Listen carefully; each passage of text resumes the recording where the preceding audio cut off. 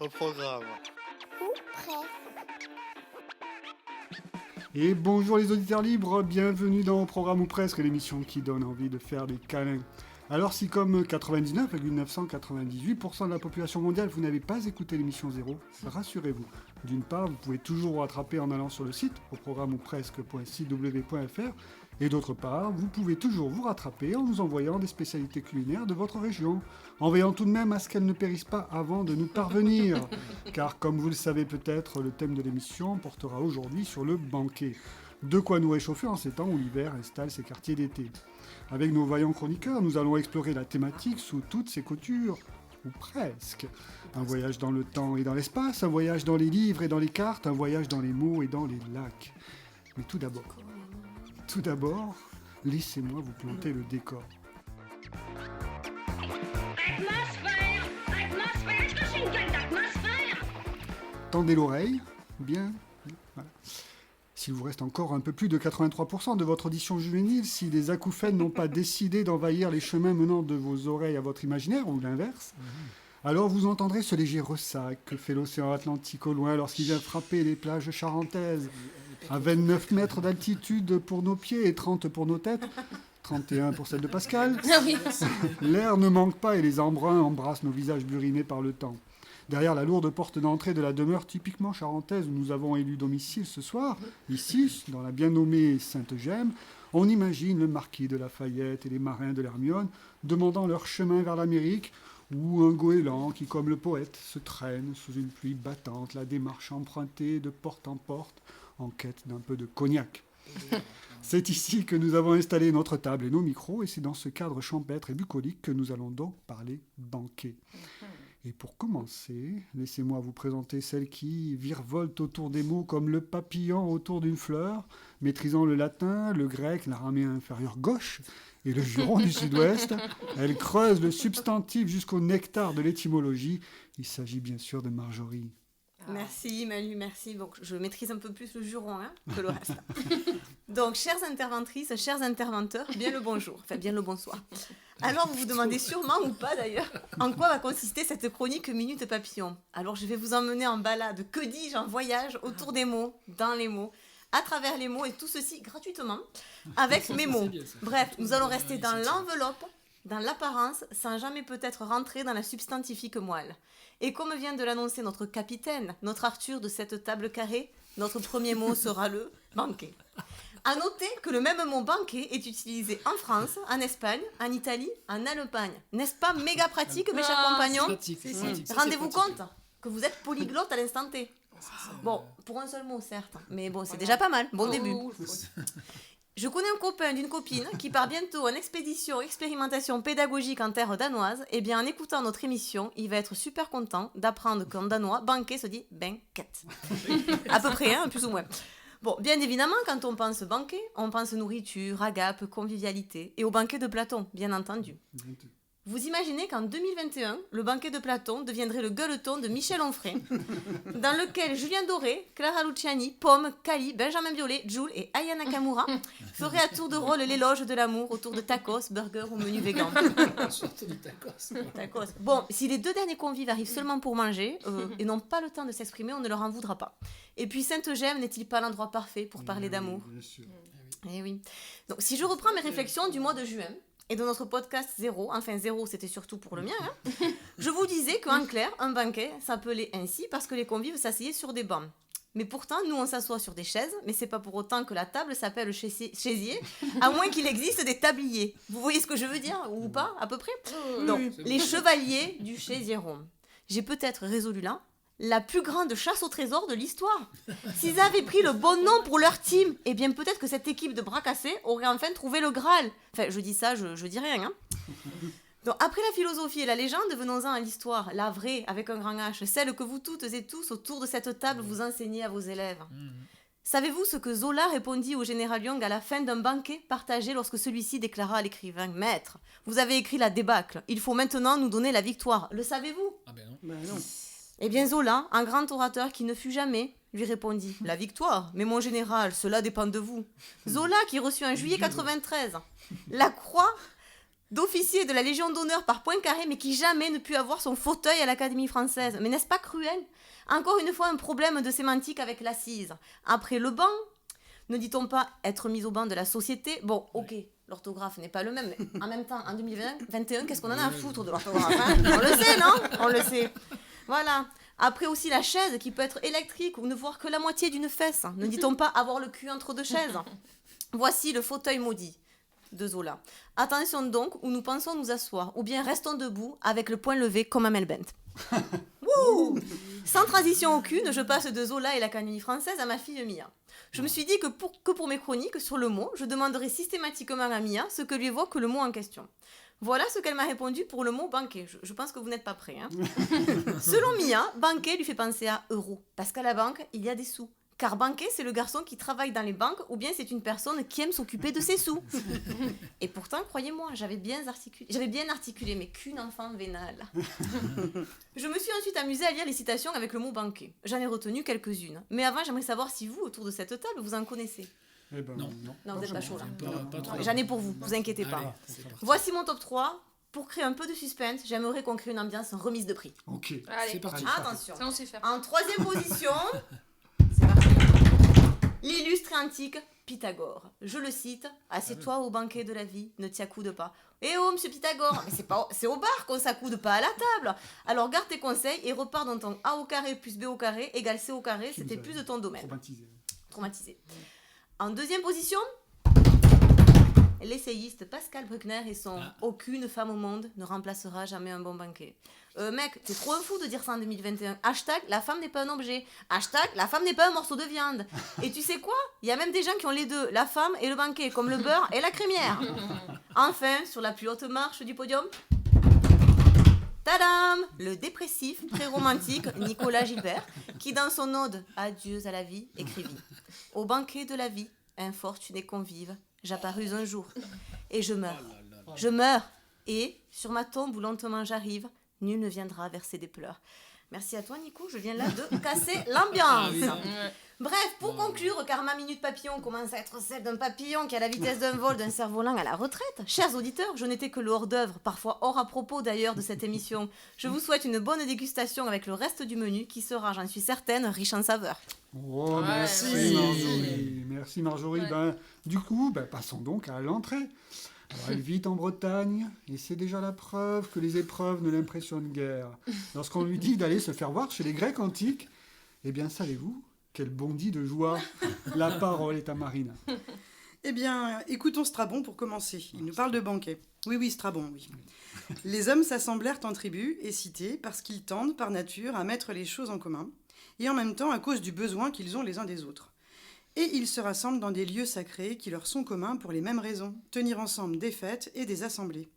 Car toute chose comme commencer par prendre le repas à la même table, boire des libations ensemble, loger sous le même toit, mène à l'amitié. Tout est dit et bien dit, mais pas suffisamment dit tout de même. Plongeons alors ensemble dans le monde des cités grecques. C'était il y a longtemps. Mais les correspondances avec notre univers contemporain ne manquent pas. Je compte sur votre sagacité pour les relever. Tu peux. Bien. On est prêt.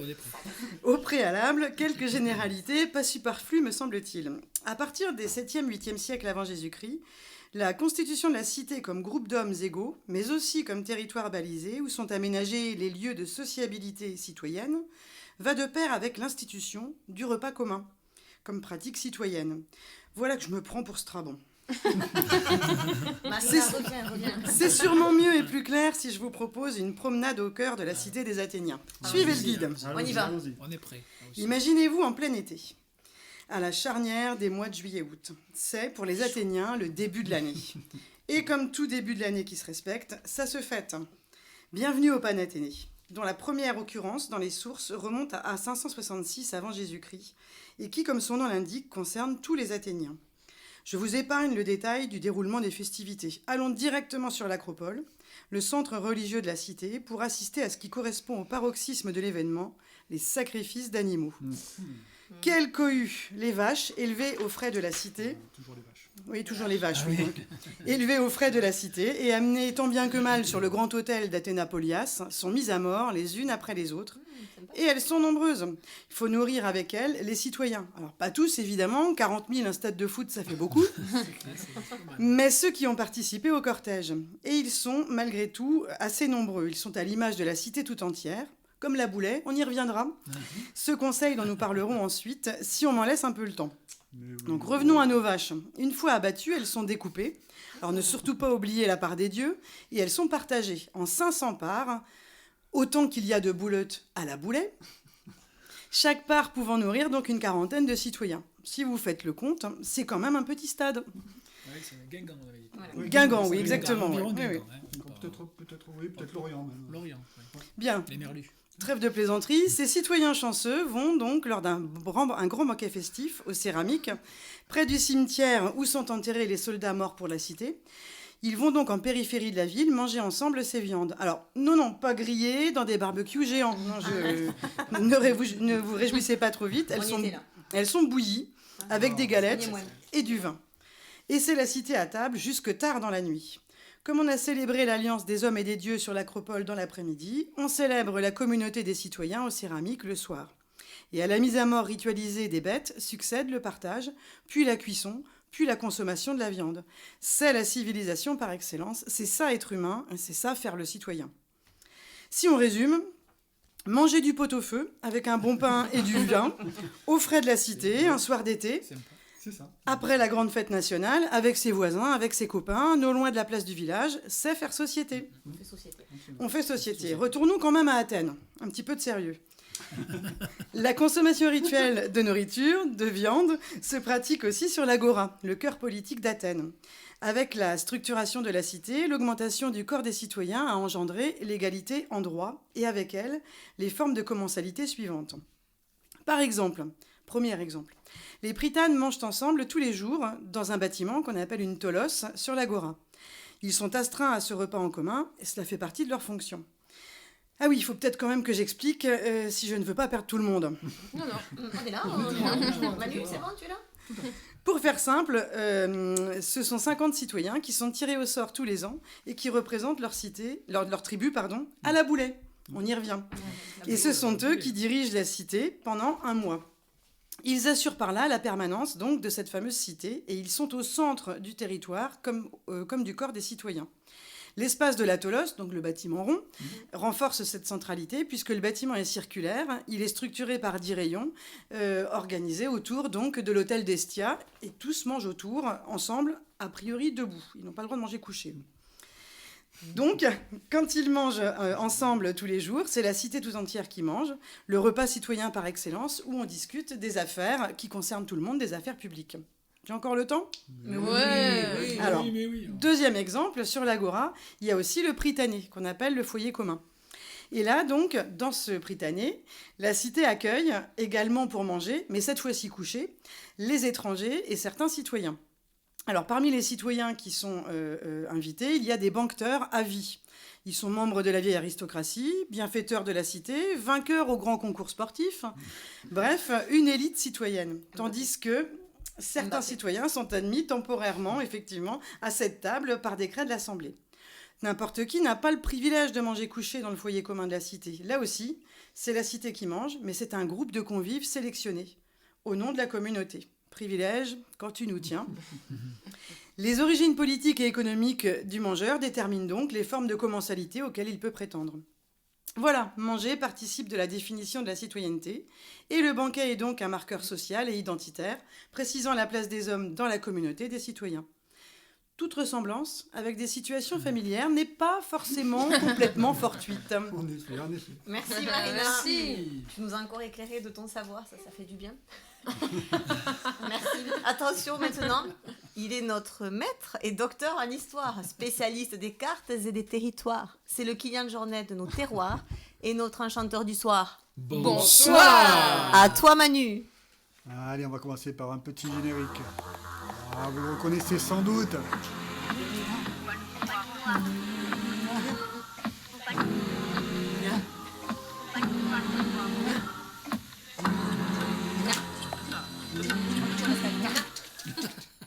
Bonsoir.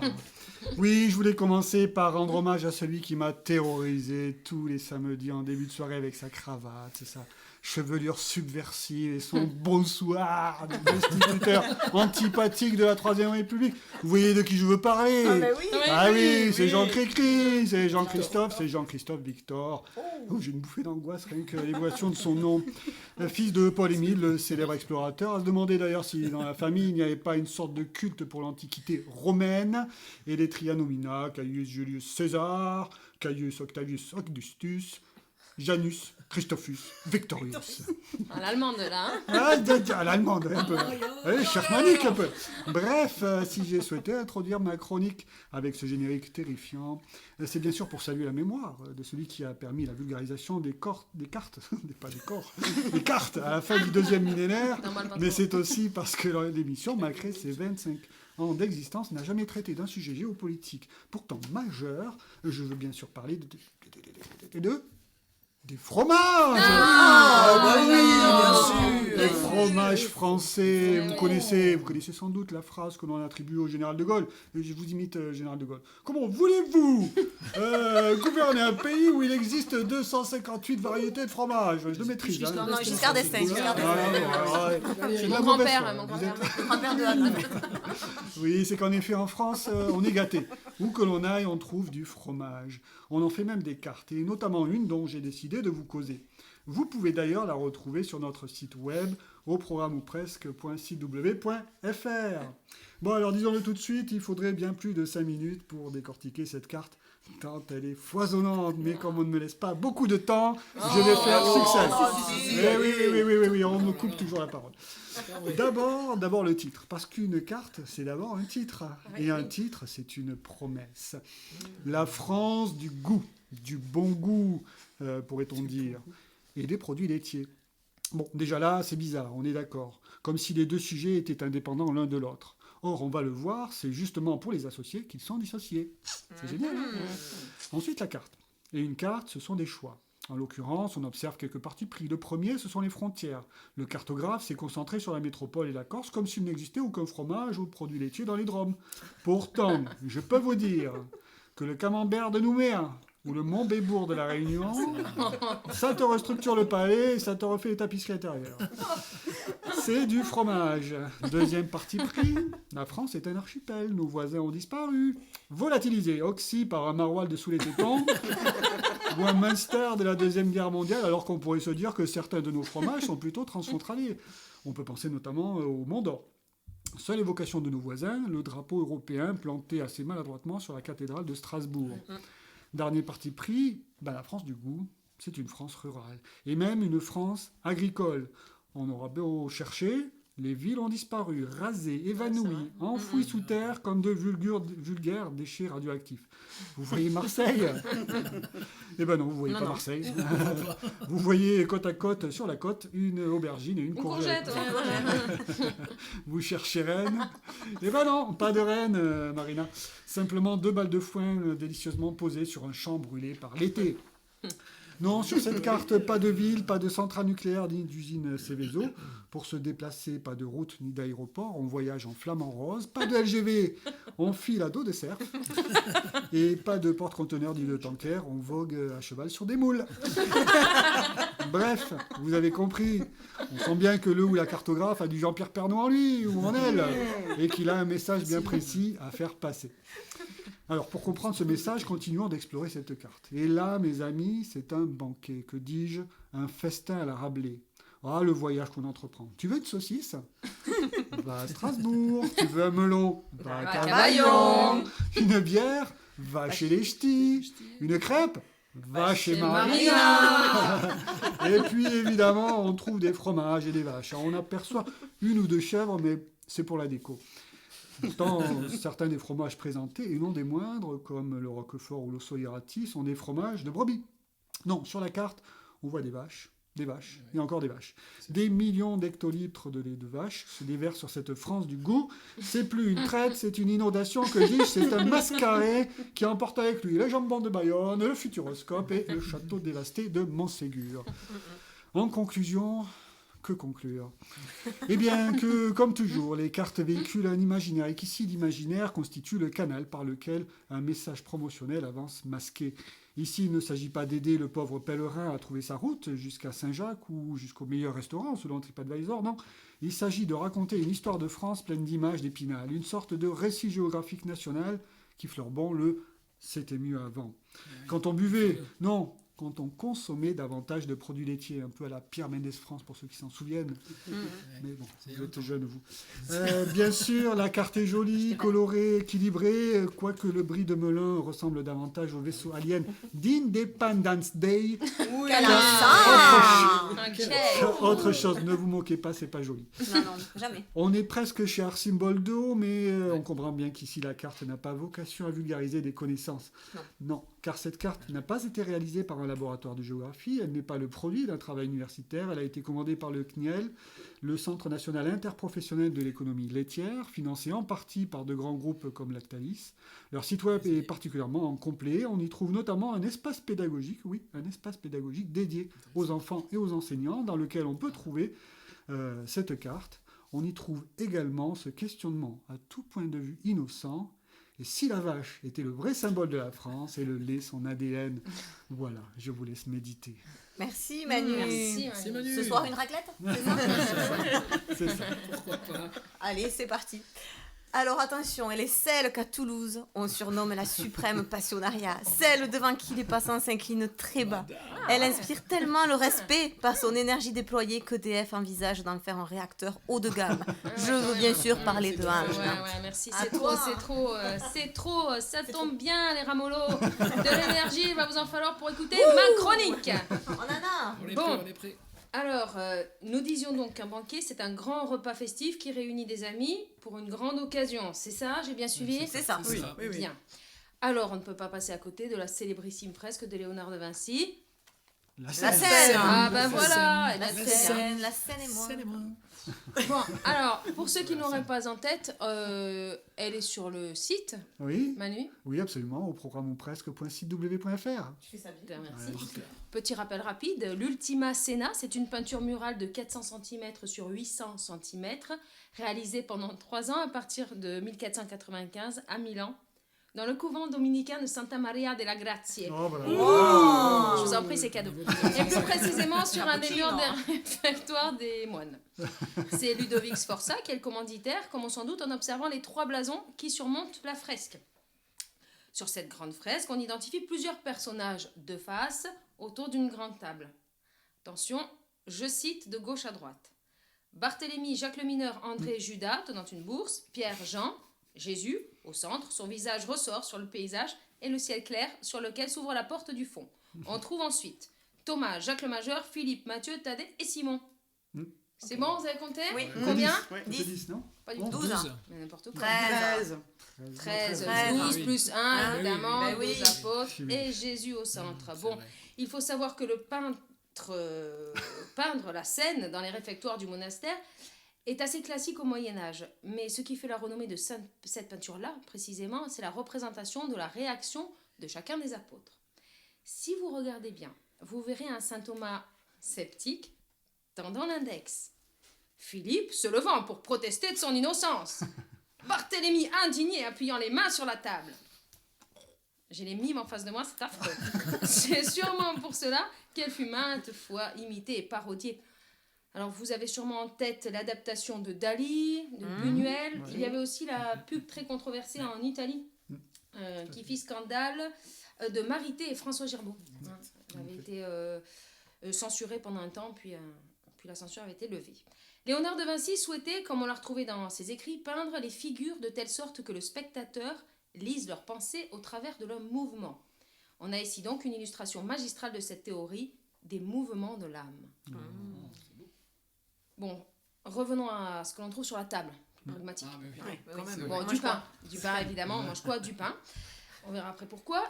Des fruits, oranges aux grenades, vous en doutez, je sais. Des quartiers d'orange, des agrumes, évidemment, à cette époque-là, on noblisse le repas. On trouve aussi des poissons. Ça me fait plaisir. Alors, Je suis toujours le content qu'il y ait des problème poissons, moi. du poisson, Toujours. c'est que les travaux de l'historien de l'art américain John Varianon ne prennent pas en compte encore l'expertise de notre ami Pascal. Mais vous comprenez bien que C'est dommage. c'est normal. Voilà, alors figure-toi Oui. qu'il hésite encore entre l'anguille ou le hareng. Je comprends. Donc, mais j'espère attendez, que- parce que le hareng et l'anguille, c'est pas tout à fait pareil. c'est pour ça qu'il a Tu un... peux couper le micro J'arrête là, j'arrête. Donc écoute, j'espère que tu vas nous résoudre le problème rapidement. Là. La On prochaine laisse un fois, petit peu, probablement. voilà, Réfléchis. jusqu'à la fin de l'émission. Il y a dans tous les cas une symbolique biblique, hein, on est d'accord ça, Pascal? Sur Oui, le oui, poisson, tout- ah oui, je hein, suis toujours la d'accord. multiplication des Tout ça. poissons, les différentes Oui. pêches miraculeuses. Ictus. Mais il y a plus encore le symbole de la tromperie. La peau glissante de l'anguille Eh oui. et son caractère insaisissable, Bien entendu. au sens propre comme au sens figuré. On trouve aussi une boisson rouge pâle, à votre avis?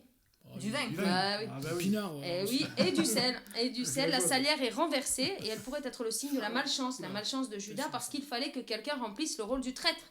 Et ce fut sur Judas que le sort tomba. Sabat. Enfin, l'assiette. Il y a une assiette vide au centre de l'image, au cœur du triangle ouvert que forment les deux bras de Jésus. Ce qui annonce que celui qui est vivant va mourir et que celui qui mange est celui qui sera mangé. Voilà, ils n'arrivent pas à le mimer, ça. hein. Passons maintenant à notre question, parce que je sais que vous êtes terriblement Ah, quel suspense. impatients. Quel Ça fait suspense. plusieurs mois, Nous depuis ce sommes- printemps, que vous vous posez cette question. Tous les soirs. Aussi, je suppose. La scène peut-elle être considérée comme un banquet? Bah oui. Bah oui. Non. Suspense. Oui. Eh bien, Oui. pas du tout. Oh. Pas du tout, je vais vous Tout ça pour décevoir, ça. mais De vous la avez peine de fait faire le fausse suspense. route. Ce n'est pas parce qu'il s'agit d'une grande table de copains, dans le sens qu'ils partagent le pain, assis sur des bancs et qui s'agitent, que c'est un banquet quand même tout de même. Faites tourner les sacs. Pas du tout. L'heure est bien plus grave ici, mes amis, car Jésus s'apprête à prendre son dernier repas. Peu de temps avant son arrestation, la veille de sa crucifixion et 3 jours avant sa résurrection. Ce repas revêt en réalité 4 fonctions. La première, la biologique, celle qui maintient la vie. Manger le pain est donc une affaire tout à fait de survie, d'énergie, nécessité biologique. C'est celle qui nous permet de bouger, de travailler, de réfléchir, de vivre en somme. Eh oui. 2. La life. La fonction symbolique. En effet, Jésus, qui est un bon juif pratiquant, s'apprête à célébrer la Pâque juive, c'est-à-dire la sortie des Juifs d'Égypte, rappelez-vous le passage de la mer Rouge, la liberté du peuple hébreu qui s'affranchit de la soumission de Pharaon. En effet, chaque année et encore aujourd'hui, les Juifs se rappellent de cet épisode lors de Pessa en mangeant du pain non levé, qui rappelle la fuite précipitée. Le pain n'a pas eu le temps de lever. Les herbes amères pour l'amertume de l'esclavage. Et l'eau salée qui rappelle les larmes des enfants d'Israël. 3, si vous suivez. Ça va être un peu plus trois, compliqué, trois, là. trois. Voilà, bon, une fonction métaphysique. Car le sacrifice de Jésus dans la scène, c'est la quintessence de la vie. Eh oui. Jésus, le Dieu des chrétiens, s'offre en nourriture. Prenez et mangez-en tous, ceci mon corps permet de faire communier le ciel et la terre. On dépasse donc la fonction biologique de la vie pour une vie spirituelle et accéder à la transcendance. L'enjeu est donc de goûter à la vie éternelle. Quel Et cette programme. Eucharistie-là inaugure le banquet des noces de l'agneau que l'on retrouvera dans le récit de l'Apocalypse, écrit par Jean, qui est le dernier livre de la Bible, qui dit « Dieu rassemblera tous les hommes ». Je répète, le banquet des noces de l'agneau. Oh là là. Et voilà, banquet. je l'ai, mon Et voilà. banquet. Elle a je placé. l'ai. C'est pas arraché ça Il y est. Eh ouais, je n'ai pas fait de hors-sujet, bande de langue de vipère. La vipère, c'est plutôt dans la Genèse, mais passons, ça sera pour une autre fois. Une autre fonction du repas dans les religions, elle est culturelle, et c'est la dernière, si vous avez bien compté. C'est celle qui rassemble et qui transmet. Elle transmet notamment par les femmes encore des symboles, des rites, des coutumes dans les religions monothéistes. Comment ne pas penser à l'Aïd, à Pessa, à Pâques, où les croyants perpétuent des traditions culinaires, symboles de l'histoire de leur peuple de génération en génération depuis des millénaires. Des traditions riches de sens qui éclairent notre histoire commune et notre existence singulière. La religion n'est pas uniquement de longues périodes de jeûne et de restrictions alimentaires, même si cela en fait partie, on est bien d'accord, mais c'est aussi l'abondance, la fête et la joie de se rassembler. Comme ici. Partager un pacte de convivialité, mes amis, de communion, faire un seul corps autour d'une nourriture commune, c'est bien le cœur des pratiques monothéistes. Pour l'heure, il est temps de s'attabler à notre banquet républicain, en passant par la philosophie, la spiritualité, les religions, la fraternité, le vivre ensemble passera par là. Merci. Ouais. Oh, Merci. c'est magnifique. Merci. Eh bien, on va passer de Jésus au pécheur, hein, ce qui n'est pas... Vous n'allez pas être déçu, là. si- C'est moi qui vous le dis. évident. Il est celui que l'on surnommait le Kenyan blanc du temps de sa Ça, c'était il y a splendeur. longtemps, quand même. Oui, ça commence Ah non, à c'est dater Il y a maintenant. longtemps. Et il volait littéralement, C'est et fini, j'étais témoin de ça, il volait littéralement sur les Dans chemins la de boue, terre, je volais dans la boue. Parfois. aussi fringant qu'une truite en rut. Oh là là. Maintenant, les truites, c'est lui qui les pêche à la verticale, vous aurez reconnu le grand Pascal. Eh bien, merci, grand Manu. Bonjour à toutes et bonjour à tous. C'est avec joie et délectation que je m'apprête à vous livrer ma chronique brouillon de culture. La chronique brouillonne et presque cultivée. Vous avez bien compris que le titre de l'émission se nomme Au programme ou presque. Et que certains dont moi préfèrent le ou presque. Lors de notre précédente émission, alors l'émission 0, j'avais évoqué un remix du banquet selon Jacqueline Lalouette, Ah oui, oui, oui, on Jacqueline. attend, on Ouais, attend. On est célèbre, impatient. célèbre historienne, Exactement. et C2C, célèbre groupe de DJ. L'histoire devait rencontrer le hip-hop. Et bien finalement, le date ne s'est pas concrétisé. Cependant, je peux tout de même vous parler brièvement de l'article de Jacqueline, qui figure dans le très sérieux Dictionnaire critique de la République. L'article s'intitule « Banqueter ». Et on retrouve des exemples de banquets tels que mes amis ici présents ont évoqués dans leur chronique. Je ne résiste pas à vous faire part d'une Marseillaise évoquée dans cet article qui était chanté lors de banquets qui se sont déroulés pendant la Deuxième République, 1848-1852. Est-ce que vous êtes prêts? On est Ah prêts, oui, là, on est chaud. oui, On oui. t'écoute. Alors c'est parti. Donc voici le refrain. Ô banquet citoyen, quittons nos bataillons, buvons, buvons, et qu'un vin pur anime nos chansons. Merci, merci pour cette interprétation. Cette Marseillaise pourrait être, et sera, je le pense, l'hymne de l'émission Au programme, ou presque. Quittons Jacqueline. Et la Marseillaise pour le groupe C2C, qui se prononce en bon français C2C. Parce que moi je fais l'inverse, je traduis en français les trucs en anglais. Ce collectif de DJ qui font du turntablisme, alors vous chercherez sur le dictionnaire tout ça, a fait ses débuts en 1998 et 2 des membres sont issus du groupe nantais Hocus Pocus. Et dans leur album qui date de 2012, il se nomme Down the Road, la piste 13 se nomme Banquet. Alors c'est très très bon musique, vous l'écouterez, ce sera sur le site. Bon, je vais pas en rester là.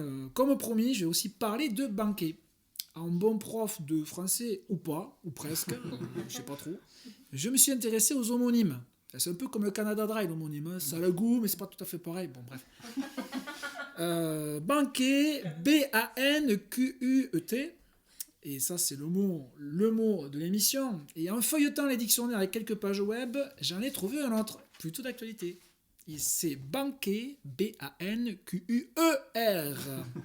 Un verbe du premier groupe qui a 2 sens. Alors, selon Larousse en ligne, je cite les sources quand même.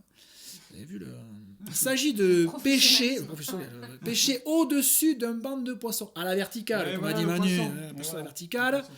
Et je vous vois venir, c'est quand même dingue de trouver un lien avec la pêche. Et pour ceux qui n'avaient pas suivi l'émission 0, je vous y renvoie. L'autre sens est celui qui va nous intéresser aujourd'hui, c'est banquet, donc toujours le même, B-N-Q-U-E-R. Ne rajoutez pas le L entre le B et le A. Ça peut vous donner des idées d'un ministre que vous connaissez bien. Bon, bref, banquet, disais-je, signifie payer contre sa volonté. Alors, il y en a qui vont dire cracher au bassinet, bon, c'est moins joli. Donc ça, c'est selon le Robert. Et ce verbe est plutôt utilisé dans les milieux populaires. Bon, vous avez écouté le 21 octobre dernier, Jean Castex, Jeannot, nous dans le sud-ouest on dit Jeannot. Il a fait, en plus il est du sud-ouest, il a fait des annonces au journal des 20h, et qu'est-ce qu'il a dit Jeannot? Le gaz, vous allez banquer. L'électricité, vous allez banquer. L'essence, Vous allez banquer. Voilà. Même pour le bois, on va Vous allez banquer. banquer. Et voilà, on va banquer parce que, écoutez bien, je voulais m'acheter une petite cabane de jardin. Ça a doublé. J'ai pas pu l'acheter Bah ouais. parce que le prix avait doublé. T'as la moitié d'une cabane. Voilà, j'ai la moitié, donc c'est pas très très efficace pour mettre mon motoculteur et ma tondeuse et mes poules, mais mes cannes à pêche. Alors d'où vient ce mot banquer? B-A-N-Q-U-E-R. Ce verbe donc découle tout simplement du mot banque. Mais qu'est-ce que c'est qu'une banque? C'est tout aussi populaire que ce mot. Et ce mot, il découle du mot banc, de l'italien banca, plus précisément. C'est sur un banc que les banquiers faisaient leurs affaires au Moyen-Âge. Faisons désormais un saut à Venise, ville populaire pour son carnaval, mais qui était surtout une riche république de marchands. Les marchands ayant besoin d'argent, ils protégèrent les juifs, qui étaient les seuls à pratiquer les métiers de la banque et de la médecine. Les autres leur étaient interdits. La religion catholique et l'islam interdisaient le prêt et l'usure. Rappelons que les Vénitiens se moquaient ouvertement de la religion des personnes avec qui ils commerçaient. Eux, ce qui les intéressait, c'était de faire du commerce et l'argent, le business, comme on pourrait dire aujourd'hui. Faisons un peu d'histoire à nouveau et remontons dans le temps. Après la loi du 31 mars 1492 qui décrète l'expulsion des Juifs du royaume d'Espagne ou leur conversion, loi prise par les souverains espagnols dans le cadre de la Reconquista. Quel accent! J'ai eu des cours. Nombreux sont les Juifs qui vont se réfugier en Italie ou dans l'Empire ottoman. La République de Venise construit ainsi le ghetto en 1516, car de nombreux Juifs viendront s'y réfugier au cours du XVIe et XVIIe siècle, bien qu'ils soient enfermés la nuit et qu'ils doivent payer leurs gardiens. Pour plus de renseignements à ce sujet, je vous invite à lire Roberto Calimani, Histoire du ghetto de Venise.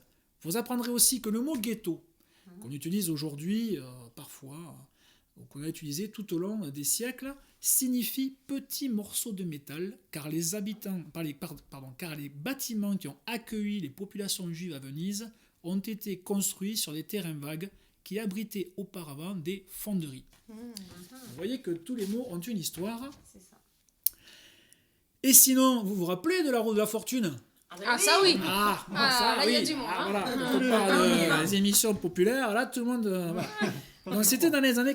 Voilà, Patrick Roy dans les années 90. Philippe Et... Rizzo, je pense. Non, ça, c'était Mais non, le il y avait juste prix. Morin. Ah Non, oui, il y avait David. Edgar Morin. Exactement. Non, pas Edgar. Gérard. Gérard Morin. Il jouait de la François, clarinette, ça. d'ailleurs. Ah non, clarinette. Donc, sur cette roue que devaient tourner les candidats, il y avait des sommes et il y en avait une de ces... il y avait une... comment dire, Un triangle, là. voilà, un petit triangle noir sur lequel était écrit en gros, en lettres blanches, banqueroute. Alors, bien entendu, c'est pas la route vers la banque. Hein. Ah. Ça vient de bancarota ou bancoroto, toujours de l'italien, qui signifie que l'on cassait le banc et le banquier ne pouvait plus exercer. Et bien voilà, j'ai terminé ma chronique que tout le monde attendait avec impatience. Ah ouais, merci. C'est pour ça qu'elle était en Merci, dernier. merci. d'ailleurs. Voilà. Oui, c'est sûr. Je sais pas, c'était peut-être... C'était presque. Presque, c'est toujours presque. C'est souvent presque. Vous voyez, voilà. En tout cas, je vous remercie de m'avoir écouté. Je laisse la C'est nous qui parole te remercions. à mes collègues. Voilà. Et bien voilà, nous sommes donc arrivés au terme de notre banquet, mais avant tout de même d'aller goûter un petit cognac Schweppes, bien Oui, c'est mérité. l'heure. C'est l'heure. Anne et Marjorie, auriez-vous une petite douceur en guise de conclusion? Toujours. Toujours. Mais tout ça. Une petite. Ah, toujours. Anne. Moi, j'ai une petite anecdote Ah. que je vais vous confier là. C'est Je ça vais vous qui la est- partager parce qu'elle est incroyable. On est au supplice. Ah ouais, écoutez. On est au Là, on y supplice. est, là. Ouais, surtout que vous y étiez. Donc, en enregistrant notre première émission au printemps, je ne sais pas si vous vous souvenez, Si, c'est pas trop nous mal. avons profité d'être dans un ravissant petit coin de l'Ariège chez vous pour visiter un petit village médiéval que certains connaissaient très bien et que pour ma part je ne connaissais pas du tout, le petit village de Vals. Représente. Vous vous en souvenez? Oui, bien sûr. Et monsieur le maire en personne, on ne se refuse rien, nous a offert un petit tour du propriétaire et notamment de l'église. Une église très mignonne, construite à flanc de montagne et qui datait du XIIIe siècle. Cette église est magnifique, elle est couverte de fresques murales, elles étaient un petit peu abîmées, hein, et elles étaient d'inspiration byzantine, des icônes byzantines qu'on trouve parfois dans des chapelles dans les Pyrénées catalanes. Alors, dans cette petite chapelle, beaucoup de peinture murale. Alors tous les saints qu'on connaît, les archanges, Gabriel, Michel, Raphaël, tout cela on le Tout ça, connaissait. ouais. Mais tout à coup, figurez-vous que nous nous sommes retrouvés Ah oui. nez à nez C'était incroyable, La vérité vraie. avec, la vérité. avec Pantasaron. Fantastique. Inconnu au bataillon, et même chez les chrétiens, on le retrouve seulement dans la littérature hébraïque. Eh bien, ce Pantasaron, devinez de quoi est-il l'archange? Et oui. Est-ce que vous avez Amis une idée? Parce que c'est auditeurs, impossible à trouver. Je veux dire. Est-ce que les auditeurs ont des idées? Est-ce qu'on- Ouais. Alors, on les a pas On en les- direct, c'est Ne dommage. me dites dommage. pas que Non, c'est arrêtez vos appels, Non. le standard est saturé. saturé. Ouais. Bon, eh bien, Pantasaron est l'archange Du- du banquet. Wow. Du banquet, Non, mais c'est incroyable. C'est incroyable. Je vais dire c'est Il n'y a providentiel, pas hein, de mais bon, hasard. je... Providence. La Vraiment providence. providentiel. Bon, C'est beau. je vais vous laisser méditer une citation, la seule qu'on ait à son propos. Écoutez bien. Ça sera, oui. Je voudrais avoir un silence religieux, s'il vous plaît. Tu l'as. Tu l'as. Silence de cathédrale. Et Pantasaron à l'esprit lorsque tu prends part à un repas de fête. Et tous fêteront la fête avec toi. Voilà, surprenant, Amen, non? amen, amen. Ah ouais. Surprenant, non, quand on connaît l'esprit qui anime cette émission. Je vous laisse donc en bonne compagnie pour festoyer et faire ripaille sous les meilleurs auspices. Ah, merci, Merci. Anne. Si vous m'autorisez, chers camarades, un dernier mot. Ah bah, Je bien vous sûr. ai quand même parlé de Jules et Aya Nakamura, je sais même plus le dire. Voilà, ça c'est mes copines. Non, je vais quand même faire une petite citation de Victor Hugo. Voilà. Je le cite. Au banquet du bonheur, bien peu sont conviés. Donc j'espère que du bonheur, notre émission vous en apportera et que vous serez nombreux à la partager. Merci. Ah, merci Marjorie, merci Anne, merci Marina, merci Pascal. Chers amis, Avec plaisir. et n'oubliez pas de vous rendre sur notre site web où vous trouverez notamment la bibliographie et ainsi que des ressources pour vous faire rêver. N'ayons pas peur des mots. N'ayons pas peur. Et on va faire des Des mots. ressources complémentaires. Et on se retrouvera donc pour une émission numéro 2, si tout va bien. Si tout va bien. Si nous Si sommes tout encore va dans ce bien. monde. Et en attendant, comme disait Si le bouton marche. Georges Pernou, bon vent. Bon vent.